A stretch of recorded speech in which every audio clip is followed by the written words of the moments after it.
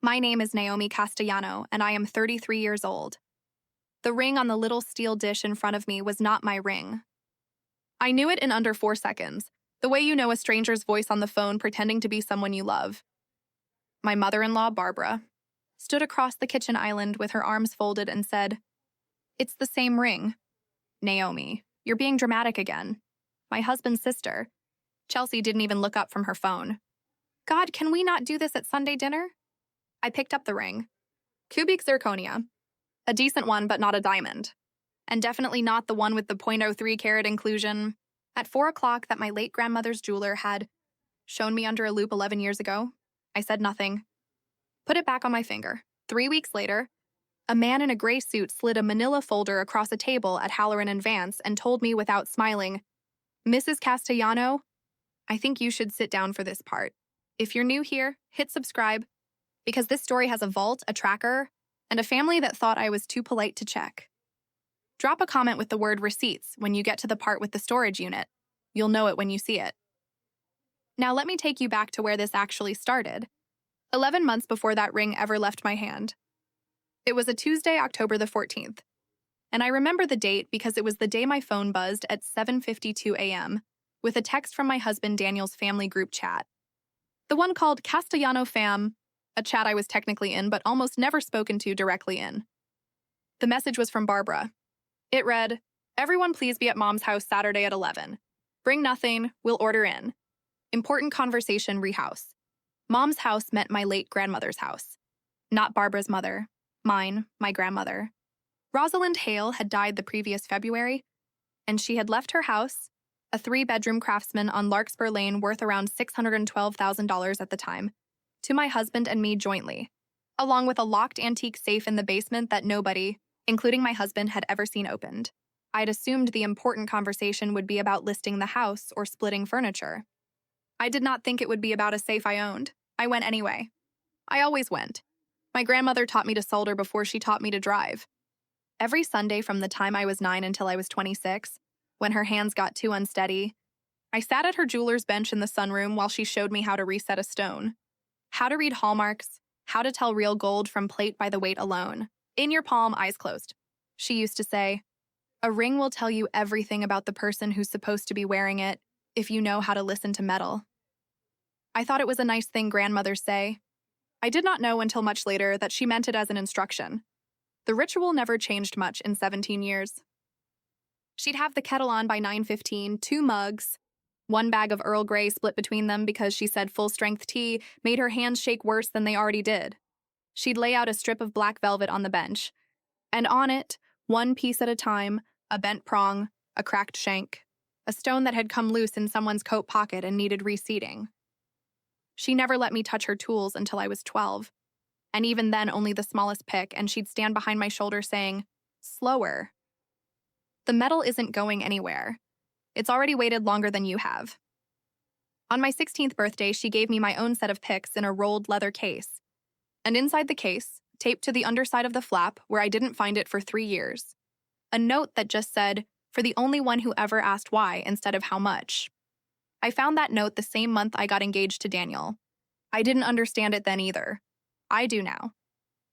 She also kept a rule that I thought was superstition at the time but understand now as something closer to policy.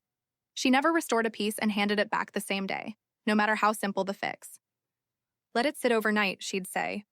"If someone's in a hurry to get a ring back, ask yourself why." I have thought about that rule more in the last 6 months than in the previous 17 years combined. She kept a small green ledger on that bench, and in it she logged every piece she ever restored, with dates and weights and a 2-line description in her looping handwriting. I have that ledger now.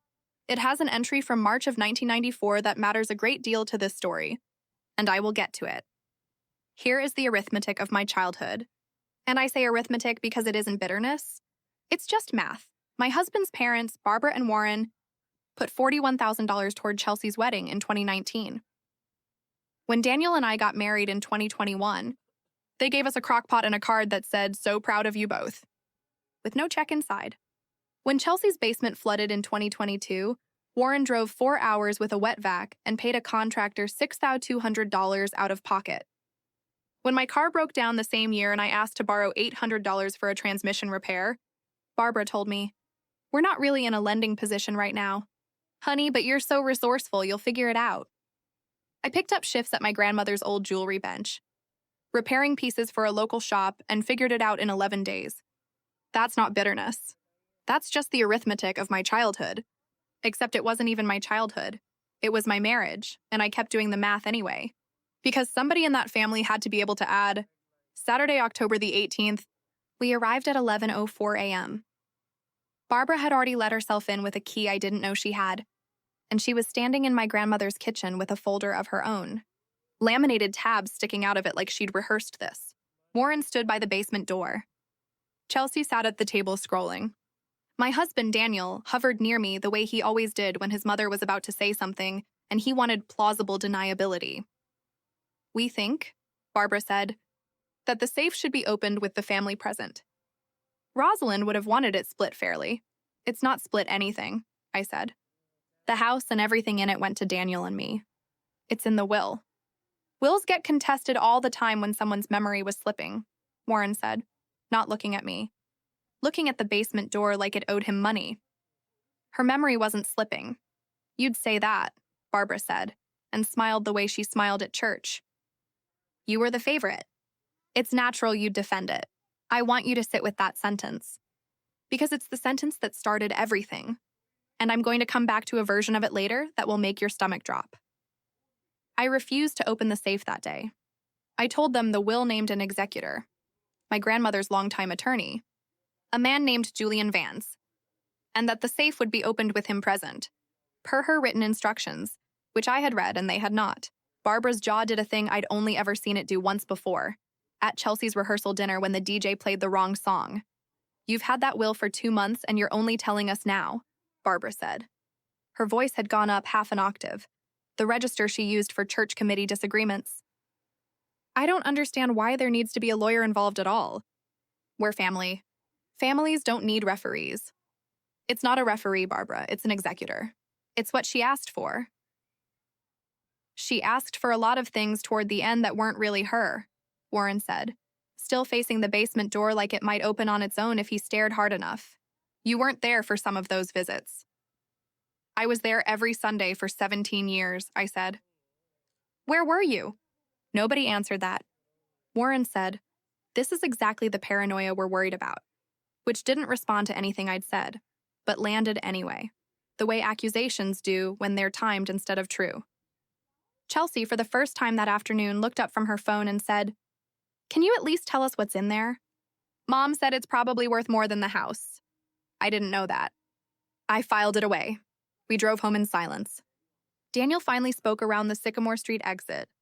He said, "They're just stressed about money right now, Gnomes. Dad's hours got cut." I didn't ask why that meant they needed a key to my grandmother's house. I should have. 4 months passed. The safe stayed shut pending Julian Vance's schedule, which was slower than any of us liked. In that time, 3 small things happened that I didn't understand until later. But I'm laying them out here in order because that's how the lawyer eventually laid them out for me, too. First, in December, Barbara asked to borrow my ring for a weekend to have a matching band made for Chelsea's vow renewal. "Just to get an accurate measurement, it'll take an hour at the mall kiosk." I said no. She brought it up 2 more times before New Year's. Second, in January, my grandmother's neighbor, a retired locksmith named Enzo Ruiz who had known her for 30 years, mentioned to me at the mailbox that the blonde woman had come by twice asking questions about the basement safe's manufacturer. I assumed he meant Barbara. Barbara is not blonde. Chelsea is third. On February 2nd, I noticed my ring felt different. Not wrong exactly. Just a fraction lighter, the way a real thing feels different from a good copy if you've spent your whole life at a jeweler's bench, learning the difference with your eyes closed. I didn't say anything yet. I did something else instead. My grandfather, before he died in 2011, had been an actual locksmith and amateur horologist. And in his workshop drawer, which I'd inherited along with everything else, there was a small kit of micro GPS trackers he'd used for tracking antique clock shipments to auction houses. Tiny, coin-sized, rated for insertion into hollow settings. I am not a jealous woman. I want to be clear about that because people will want to make this story about a jealous wife with a tracker, and it was never that. I was a granddaughter who had been trained since age 9 to notice when metal was lying to her, and my ring had started lying to me. On February 9th, I took my ring to a jeweler 2 towns over, not the family's usual shop, and had a technician confirm what my hands already knew. The band was 14K gold-filled.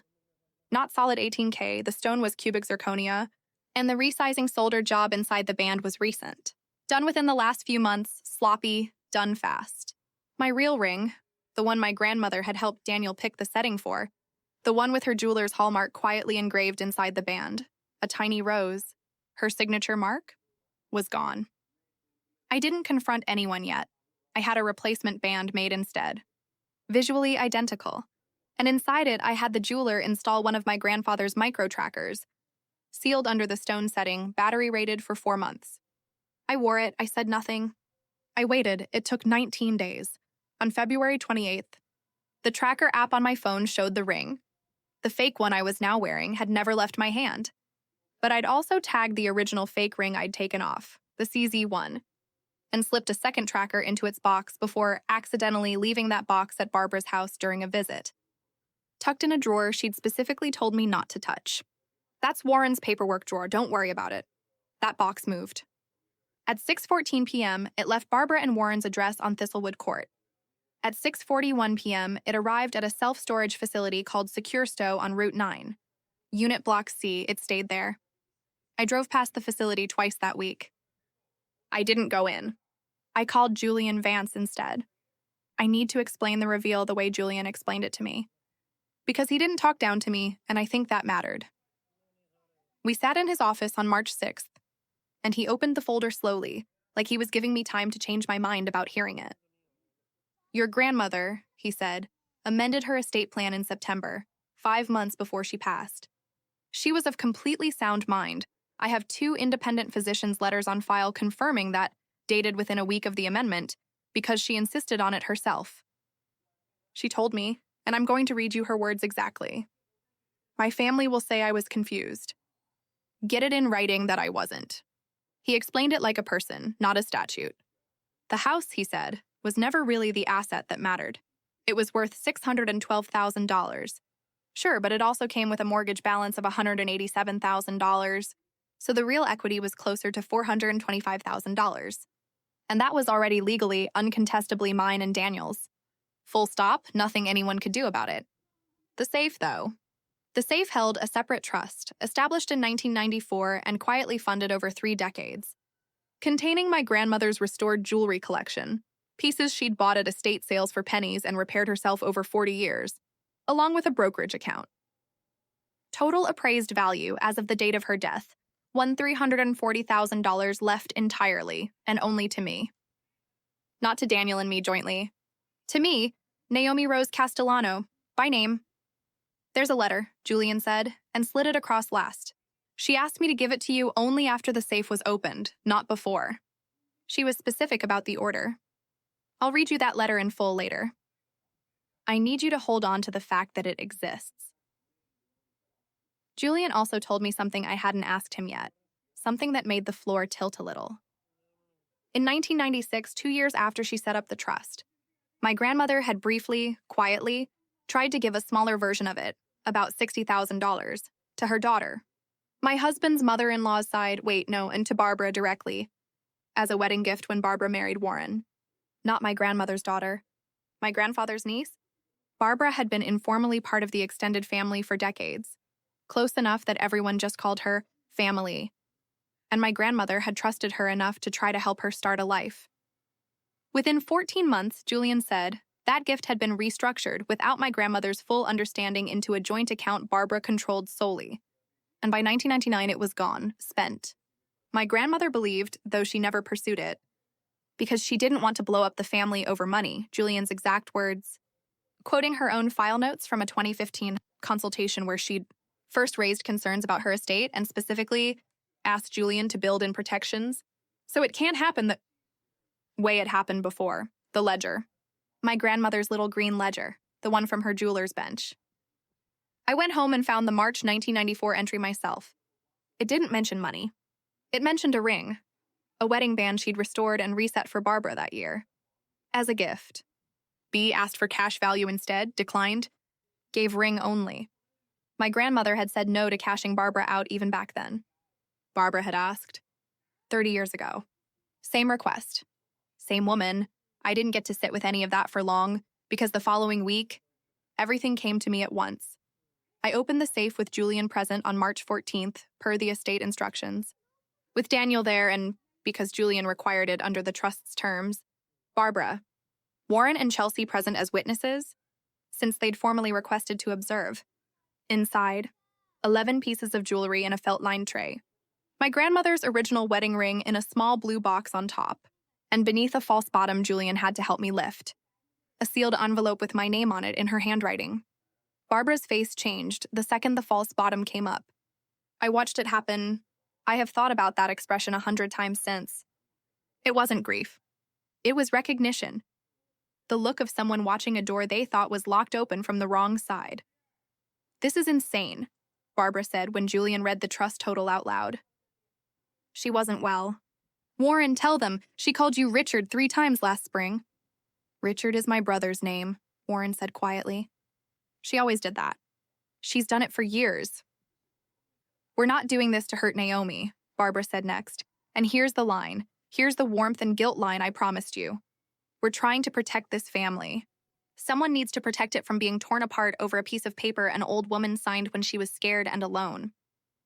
And then, 30 seconds later, the threat line delivered so smoothly I almost missed the turn. If this doesn't get handled fairly, we will absolutely be speaking to an elder law attorney about undue influence. And frankly, Naomi, given everything, someone might want to have her evaluated too, just so nobody's memory of this gets confused later. She meant mine. She was threatening to say I was the confused one. I said nothing. Julian did not say nothing. He opened a second folder, one I hadn't seen yet, and I understood then why he'd asked me weeks earlier whether I still had the storage unit tracker data. Mrs. Castellano requested, I review the security footage from Secure Stow on Route 9 as part of asset location due diligence tied to a missing estate item, he said. Unit C-114 is registered to a Barbara Castellano. Footage from February 28th shows Mrs. Castellano depositing a small box. I'll note for the record that the item removed from Naomi's ring, an 18-carat band bearing a jeweler's hallmark identified as belonging to Rosalind Hale, appraised independently at $9,400, was recovered from that unit 2 days ago, along with a second item. He paused. A men's gold pocket watch, hallmarked, matching a description in Rosalind Hale's 2021 home inventory as missing. Presumed misplaced. Nobody in that basement said anything for a full 10 seconds. I counted. It was Warren who broke first, not with an apology, but with a look at Barbara that told me everything. A flat, tired look. The look of a man who has watched this movie before and knows the ending. Barb, he said, how long has that unit had our name on it? Since 2019, she said. Before she could stop herself. Chelsea broke ranks 4 days later. Not in the basement, but at my kitchen table, alone. On March 18th, she came without Daniel, without her parents, and she cried before she said anything, which I want to note, because it's the only honest thing that happened that whole month. I knew about the ring, she said. Not all of it. Mom said Grandma wanted you to have a nicer one, and it was a surprise. And I believed her because I wanted to believe her. Because believing her is easier than the alternative. It's always been easier. She told me about the 1996 account, too. She'd found old bank statements in her parents' garage 2 years earlier while looking for her birth certificate. Statements with her grandmother's, my grandmother's, name on transfers she didn't understand at the time. She'd asked her mother about it once. Barbara told her it was boring adult stuff and to put it back. I want to earn back whatever trust I broke by not asking harder, Chelsea said. I know that might take a long time. I'm not asking you to hurry it. The public reckoning, if you can call it that, happened at Easter 3 weeks later, at Warren's sister's house with 14 people at the table, because Barbara made the mistake of bringing it up herself, in front of everyone, trying to get ahead of the story. Naomi's been telling people we stole from her, she announced, mid-ham, to a table that had clearly already heard a version of it.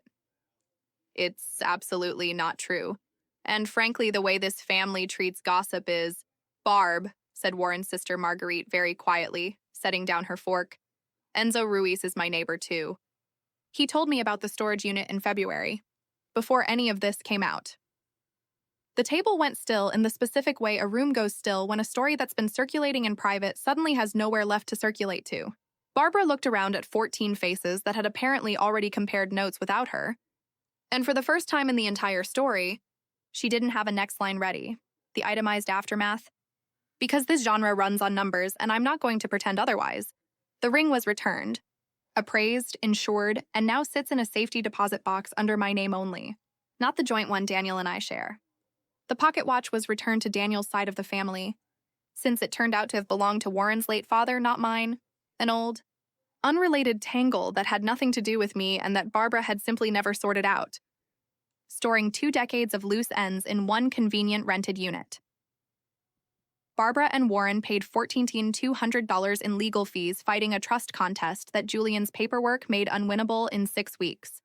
Money Julian later told me they'd pulled from Warren's 401k early withdrawal, incurring a further $3,100 penalty. SecureSto's manager, once he understood what had actually been logged under that unit's access records, waived the remaining balance on their contract and quietly declined to renew it, $840 a year. Gone, along with the storage habit itself. The mall kiosk jeweler Barbara had used for the resize, once shown the appraisal discrepancy, pulled her account from their loyalty program. Small, almost funny, but it was one more door that used to open for her and now doesn't. Chelsea moved out of her parents' financial orbit entirely that summer, got her own apartment for $1,875 a month, and pays for it herself, which she reminds me of sometimes like it's a milestone, because for her it is. She also asked in July if she could come sit at my grandmother's old bench some Sunday. Not to learn jewelry, just to sit where you used to sit. I said yes. We don't talk about her mother when she's there. We don't need to. Barbara and Warren were not invited to Thanksgiving. Nobody voted on it. It just happened, the way a chair empties out when everyone quietly agrees not to pull it back to the table. Daniel, for what it's worth, didn't defend his mother once after the storage unit footage came back, and he didn't defend her at Easter either.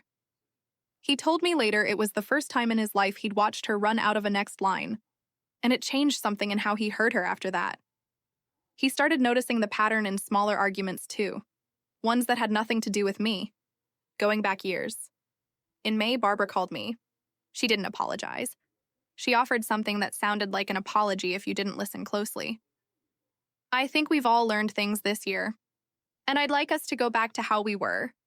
And I understood calmly without raising my voice that how we were meant a version of our family where I brought a crock-pot's worth of gratitude to every gathering and asked for nothing, where my grandmother's trust in me was something to be managed rather than honored. I told her I wasn't interested in going back to how we were.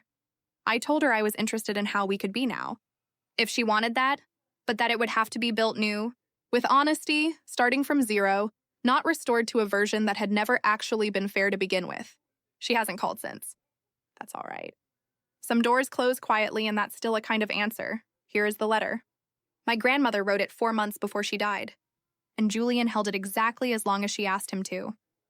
My Naomi.